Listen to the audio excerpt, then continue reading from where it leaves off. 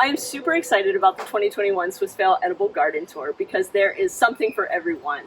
With about 25 garden stops on the tour, there's so many different kinds of food being grown out there, so many different kinds of ways that food is being grown out there in Swissvale, and there's really something for everyone on this tour, and there's 2 ways to do the tour this year, which is pretty cool. 2 ways? What 2 ways are there? Yeah, so there are these open gardens, and then there is the Nebby Neighbor Walk. And so the open gardens is something where, on a specific day and time, so that's Saturday from 11 to 3, you can go and meet the gardeners in their gardens. So if you have questions, if you want to chat about what they're growing, find out the exact things that they're growing, that's the time to do it during the Open Gardens Tour. Now, the more kind of crowd-conscious option, if you don't want to be around or interact with other folks at the garden, then you can do the Nebby Neighbor Walk. And the Nebby Neighbor Walk is where you just kind of peer in from the street or from the sidewalk, and you can get a sense for what they're growing and maybe see some interesting techniques that they're using.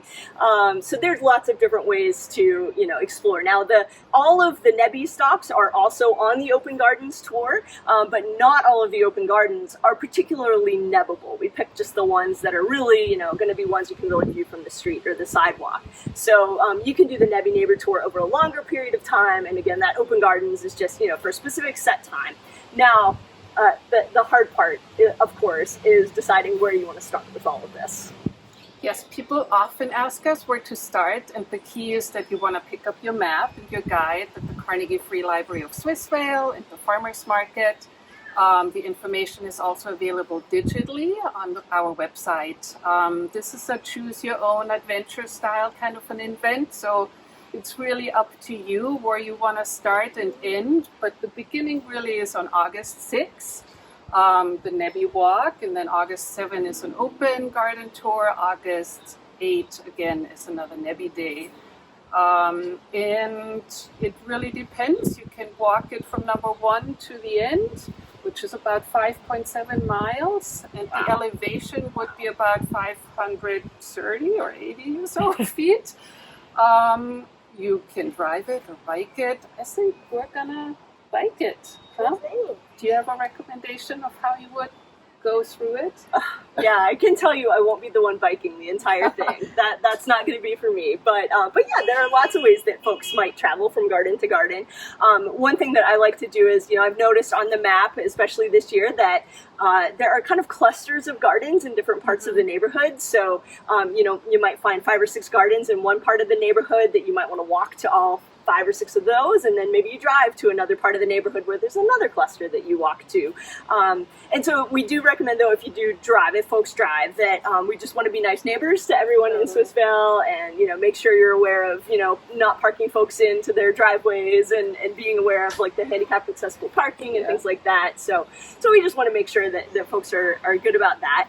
And then, of course, if you're walking or biking, as you said, Swissvale, we're no stranger to hills here, like everywhere in Pittsburgh. So we definitely recommend folks take some refreshment with them in the form of a reusable water bottle if they can, so that they can stay hydrated throughout the tour. Yes, we will have a few water stations which are going to be located, marked on the map, and there will be cups, but we really hope that people are bringing their reusable water bottles to it. You can also support other local businesses. The Pub in the Park is having 2 awesome cocktails with homegrown mint, a berry mojito and a mint vodka lemonade, something like that. Yeah. And then the Parisi Cafe and Italian Market is doing a lavender latte, which sounds really awesome. Yeah, one of my favorite things. Are there any other ways of supporting this event at the community garden? Yeah. I mean, the event is free, of course, but we really appreciate the support of sponsors as well as folks who want to donate to the tour that ultimately goes to the community garden, of course. And, they can donate at the gardens. We're going to have different ways at the gardens to donate, whether folks want to, put in a small tip, or they can donate online as well. And then there's also some really cool merchandise that's available off on our website And we've got t-shirts, we've got youth sizes, we've got tank tops, we've got cool bags that you can like take to the farmer's market, and we've got mugs you can drink coffee from in the morning to remember the garden tour, and all of those things benefit the Swissvale Garden Tour and the Swissvale Community Garden.